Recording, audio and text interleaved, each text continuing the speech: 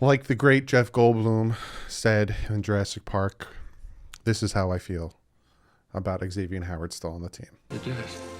You crazy son of a bitch, you did.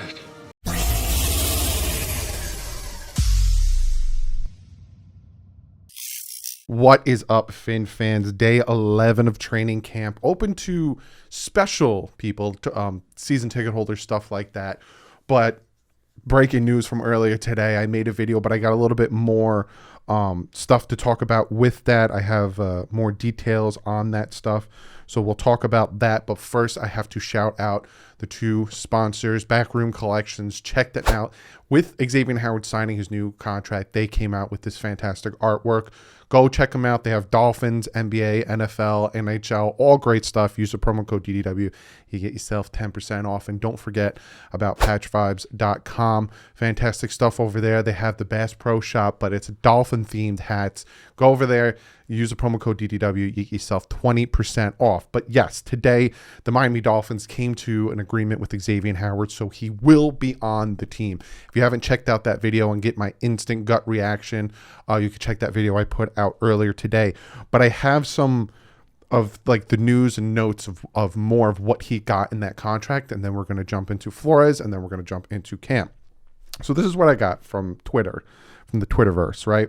He has incentives for 2021 for this year, which is smart on the Dolphins, right? He's going to get his money, and he's going to get the more money that he wanted, but they're doing it with incentive to kind of make sure he plays, kind of make sure he doesn't get injured, right? So one, he gets $1 million for a Pro Bowl or All Pro, so that's an incentive there to play smart. 70% plus team third worst categories, which is $750,000 for that. 80% for playtime, so he gets $750,000 for playtime. So 80% of the increase was for playtime. Dolphins are very smart about putting that in. 90% playtime, $1 million maximum earned on incentives, $3.5 million. Again, they're really focusing in on the playtime. They don't want to give this guy money, and then all of a sudden he gets injured. And then they rescinded the $93,000 in fines that he got for not being at minicamp. With 17 game to base for 2021, bringing 2021 compensation fully guaranteed to $12.785 million. Max for 2021 with all the incentives, he can make $16.2 million. So he got, good $4 million increase, but that's all incentive based. He has to play harder. He has to have another 10 interception game, make the All Pro again, play 80% or more of the season. Very, very smart by Grier. And then for 2022, move per game roster bonus of $500,000 into 2022 base salary, making it guaranteed for injuries. This is kind of what he wanted for a little stability for next year.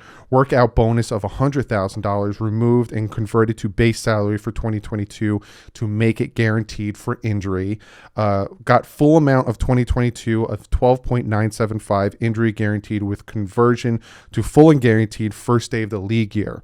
So on the first day of the league year, if he is still a Dolphin, that all that money becomes fully guaranteed if he gets injured. So again, Dolphins are making it okay. If you want this, if you want the security of being able to have the money and play, we'll give that to you, but you have to do these things this year, and then you have to be healthy.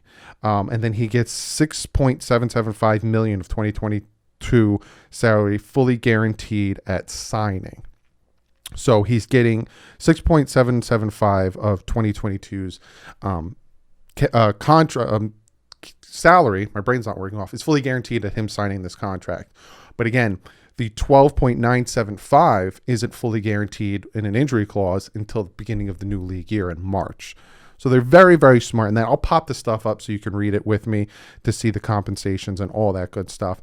But this is kind of comment of the day because especially after this morning's video, a lot of you guys in the comment section are wondering, how did this get done? All that stuff. And Grier told us, and then Flores told us, they're going to make it work. They're going to talk as long as the line of communications are open. They're going to make it work, and they made it work. And they brought back one of the best corners in the NFL, which is going to severely help the secondary. There's that narrative out there of, oh, he had Byron on the other side. Yes, but also in 2018, he didn't have Byron on the other side, and he had 7 interceptions. And it doesn't matter if Byron's on the other side. The man was targeted, 90-something times, and he still had a great reception percentage, and he had 10 interceptions. So yes, he might have had his targets go up, but the fact that he got 10 interceptions and the fact that he still had his side of the field shut down, even with him getting targeted, with Byron shutting it down on the other side, shows how good he is. And to me, I feel like with the incentive base that he got, and if you guys remember from jump, I was saying, if they're going to give him the extra money, make it incentive based. They did. I'm happy. I'm ecstatic. He's still part of the Miami Dolphins. And now I could take a big sigh of relief going into 2021. And let's beat those Patriots. So now let's get into camp. I'm going to talk with Brian Flores real quick, see what he said. He said, I said over and over, we're making progress. I'm not going to go into details, but we are excited to have gotten this deal done. And he did say it over and over again. We wanted both sides to be happy. We feel that's the case right now. And yes, the Dolphins got incentive-based, and X got his security, God forbid, injury. And any negotiations, compromise is important, and you did see that, again, with the incentive-based and the other end of it. Howard would still be day-to-day with an ankle injury. He was out there fully padded, and he did play, and I have some for that, but he wasn't full go. On calls being made for the O-line, essentially bringing in free agents and all that stuff. He says, we're happy with the guys we have. I'm not going to get into conversations we have with other teams. Keeps it hush-hush. Jalen supposedly limp is apparently soreness, so that's nothing to worry about. He will push through some minor bruises and soreness and give us what he got. Just don't push him too hard. I don't want him to have a season-ending injury. Then I got some news and notes going before we start getting some action. Griffin came out, and the crowd went nuts. Seemed to be a fan favorite right now. I'm happy they brought him in, and I'm hearing he's doing fantastic. Waddle is doing punt returns, but he has a compression sleeve on his leg again. Andrew Van Ginkel is in full pads. He was full go today. X also full pads, not full go, but he did practice a little bit. No Brandon Jones with the ankle injury from yesterday, trying to get after Waddle. I have this picture of Devontae Parker in a red jersey, no contact jersey. Malcolm Brown back at practice. No Fuller, Phillips, or Wilson. Albert Wilson is on the management plan. He's got that vet management plan going. But these guys do come out, so they were out there. Adam Pinckey's practicing despite having the hand injury from yesterday. And Godsey was back at practice today.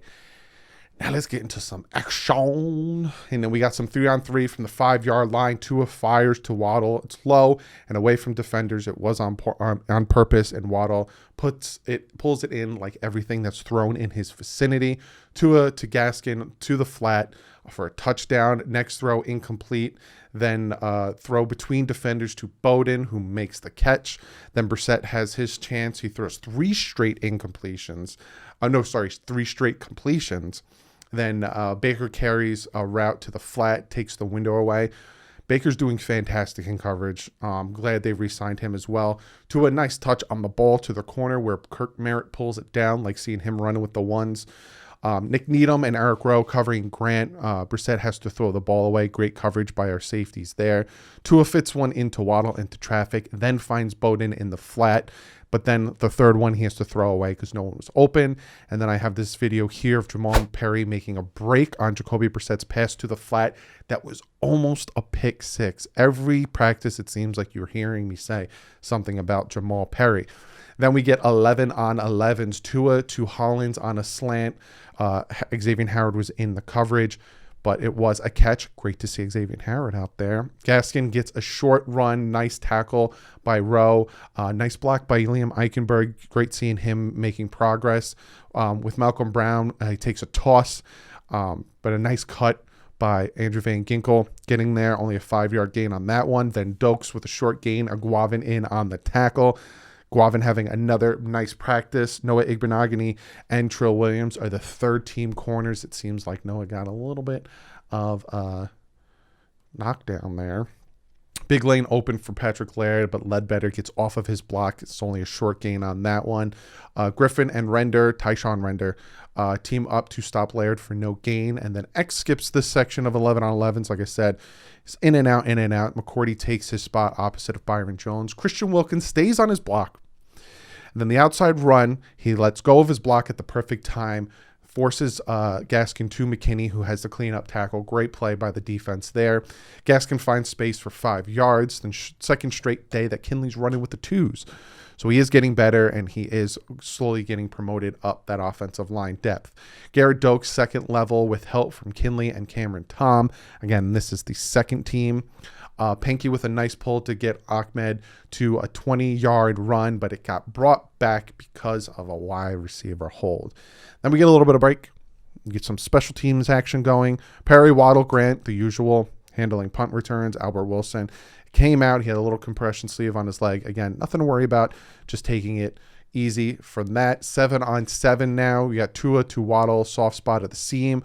They've been targeting that all camp. That seam route up the middle, soft spot between the defenders, drops it right in there. Ford being called up with Wilson off today, so now Ford is getting first team reps, and he actually had a pretty good day today. Tua to Waddle to the sideline. Waddle showing strong hands and concentration. This Waddle kid's going to be dangerous for us. Think Landry, but better, faster. Tua gets it to Gaskin in the flat, gets more space, gets upfield. Tua gets it out perfect in the flats. That is something that Tua is great at with the flats and the short routes.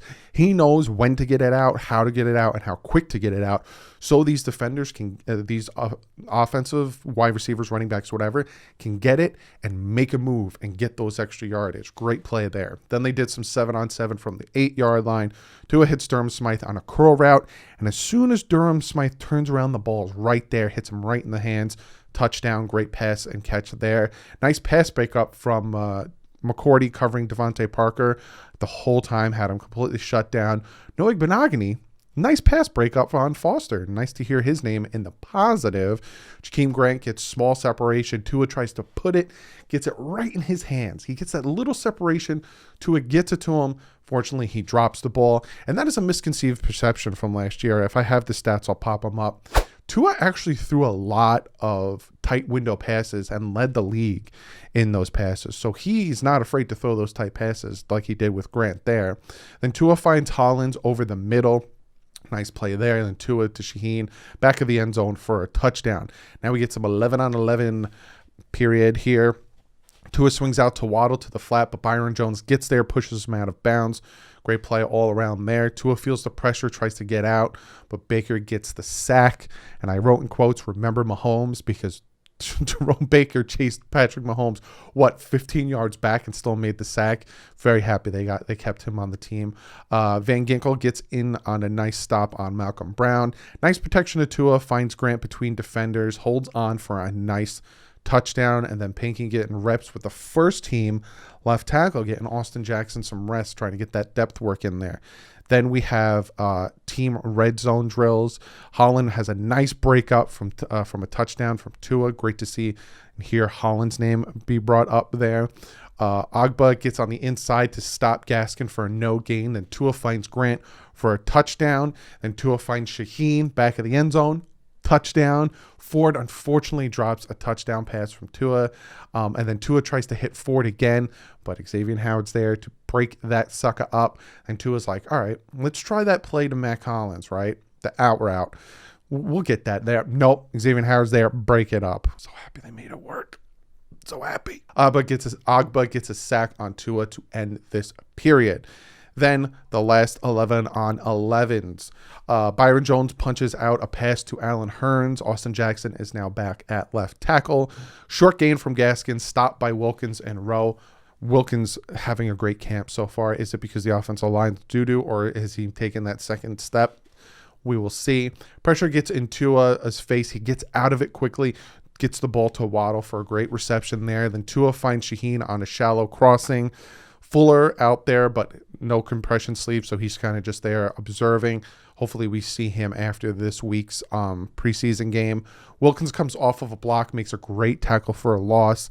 X now out, McCourty in. It's that nice rotation that they're doing with X, kind of slowly bringing him along. Holland makes a great tackle, causing a fumble. Liam Eichenberg, nice block on Agba to get Gaskins to bounce outside, get some yardage there. Tua finds Ford for a nice timing over the defender. Then Tua double pumps. Quick slant to Grant, who Rowe tips it. Grant still catches it for a reception. The biggest thing I'm hearing and I'm seeing from camp is Tua still holding onto the ball a little too long, and he has to have that internal clock turned up a little bit. Everything else I'm hearing he's doing fantastic with the deep throws, the touches, all that stuff. He just needs to let go of the ball a little sooner than he is. Tua put the ball low. Grant catches it on the 4-yard line. Tua to Ford for a 4-yard touchdown, beats Byron Jones on the play, and that was the drive that Tua had. Then Brissett comes in. Ahmed sees middle, clogged, bounces it to the outside, gain of 8. Nick Needham comes off the edge, sack on Brissett. Hunter Long unfortunately gets injured. I'll show you a picture that I got from one of you guys. He got carted off the field. I have no update on how he's doing. Hopefully it's nothing serious. And then practice ends with Zach Seiler with a sack on Brissett, and that is how practice ended. Overall, I think it was another good back and forth practice, a good team practice. I think I'm going to have to give this one again to the offense. A lot of touchdowns here, no real turnovers. There were a few, but nothing big. I'm going to have to give this one to the offense. I like the way they were moving the ball, especially with that last 11-on-11, kind of moved it right down the field to get that touchdown from Tua to Ford for a 4-yard touchdown. So I'm going to give this one to the offense, but the defense is playing great. Wilkins is playing great. I'm so happy seeing X out there. Even with him not out there, McCourty's doing his thing. Very happy. Be sure to comment below. What do you guys think of camp today? What do you guys think of the contract breakdown for Xavien Howard? Like I said, comment of the day was at the beginning of this video, so there's that. But other than that, guys, I will see you. I think there is camp tomorrow, and then I think they're leaving for Chicago, I think Wednesday. I'm not 100%, but if there's camp, I'm going to make a video. And if there's breaking news, I'm making a video straight from the phone. But before I get out of here, I got to say, check out Miami Sports Music. Fantastic site with great podcasters, beat writers, all that good stuff. Go over, check it out on YouTube and their website. Other than that, guys, I'll see you tomorrow. Like usual, stay classy. Fins up.